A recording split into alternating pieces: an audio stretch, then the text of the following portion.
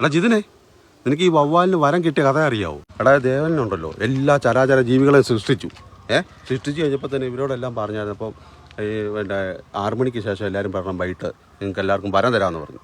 വാവലിനും കൊടുക്കണമല്ലോ. വാവൽ ഇത് സന്ധ്യ ആയപ്പോൾ തന്നെ തീറ്റി തേടി അങ്ങ് പോയടാ. രാത്രി പോയി. അപ്പൊ ഈ ദേവൻ എല്ലാവരും പിടിച്ച് വാവൽ വെച്ച് എല്ലാവരും വന്നു, എല്ലാവർക്കും വരം കൊടുത്തു. അപ്പൊ ഇങ്ങനെ വരം കിട്ടിയ ഇങ്ങനെ തിരിച്ചു പോവാ.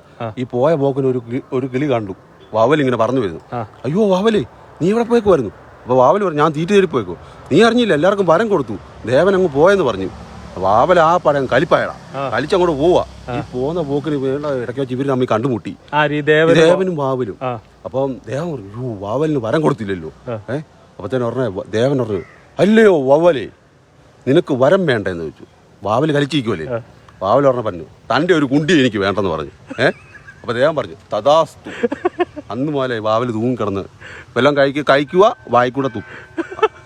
വരം കിട്ടിയതാ, എന്നാ ചെയ്യാൻ പറ്റും.